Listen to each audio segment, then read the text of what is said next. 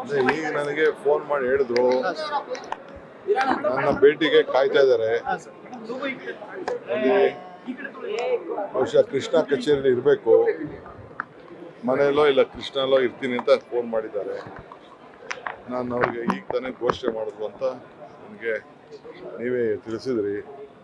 ನನಗೂ ಫೋನ್ ಬಂದಿತ್ತು, ಭೇಟಿ ಮಾಡ್ತೀನಿ ಸರ್. ಅವರು ಸಚಿವ ಸ್ಥಾನಕ್ಕೆ ಅಲ್ಲ, ಶಾಸಕ ಸ್ಥಾನಕ್ಕೂ ರಾಜೀನಾಮೆ ಕೊಡ್ತೀನಿ ಅಂತ ಒಂದು ನಿರ್ಣಯವನ್ನು ಕೈಗೊಂಡಿದ್ದಾರೆ ಸರ್. ಅವರು ಮನಸ್ಸಿಗೆ ಬಹಳ ನೋವಾಗಿದೆ. ಯಾಕೆಂದ್ರೆ ಒಬ್ಬ ನಿರಪರಾಧಿ. ನಾನು ಪರಿಶೀಲನೆ ಮಾಡಿದ್ದೇನೆ, ಎಲ್ಲ ರಿಪೋರ್ಟು ನೋಡಿದ್ದವನು, ಎಲ್ಲರ ಜೊತೆ ಚರ್ಚೆ ಮಾಡಿದ್ದೇನೆ.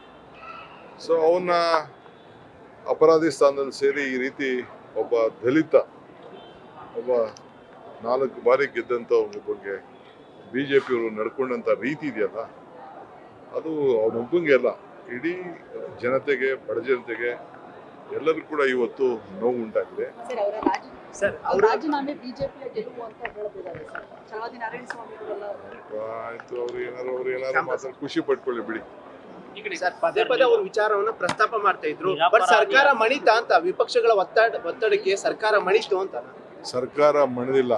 ಒಬ್ಬ ಕಾರ್ಯಕರ್ತ, ನಿಷ್ಠಾವಂತ, ಒಬ್ಬ ಪಕ್ಷದ ಮುಖಂಡ ಪಕ್ಷಕ್ಕೆ ಮುಜುಗರ ಆಗಬೇಕು ಅಂತ ತೆಗೆದುಕೊಂಡಂತಿರೋ ತೀರ್ಮಾನ. Thank you sir.